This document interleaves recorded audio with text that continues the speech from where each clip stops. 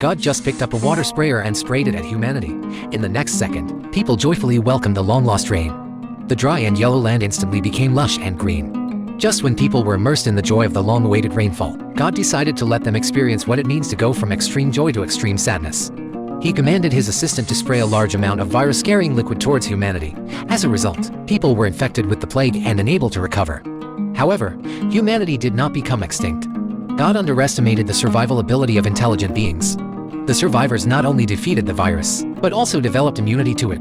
Under difficult living conditions, they even managed to create fire. God felt unhappy when he saw this. Since the appearance of humanity, everything they have encountered has been given by him. Now humans have learned to invent and create, which makes God feel that these ants-like creatures may exceed his control. So, in anger, God blew a breath towards the fire, and it took humans a lot of effort to learn how to start a fire by rubbing wood. But God easily shattered their hope. Seeing the impact on humans was not great, God quickly created ferocious wild elephants and attacked humanity. Humanity had no choice but to hide in caves to survive. Seeing these small creatures being toyed with, God had a satisfied expression, but it didn't take long for people to muster the courage to come out of the caves to seek food. The instinct for survival forced them to take risks. At this point, humans seemed to understand that 3 parts rely on hard work while 7 parts are predestined. So they started to pray to the heavens in a special way. Humans gathered together and danced, occasionally raising their hands to worship and make wishes. They humbly prayed for God to give them food. God asked his assistant what this meant. The assistant reminded God that he hadn't given rain to humanity for a long time. God felt that he had tortured them enough and it was time to give them a taste of sweetness. Then he asked his assistant to spray water on humanity with a water sprayer. The human world was suddenly pouring down heavy rain.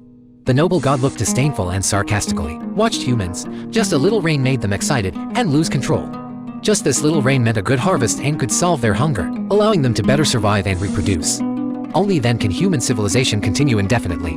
With this foundation, human behavior began to change. While God was taking a nap, the human world had already passed thousands of years.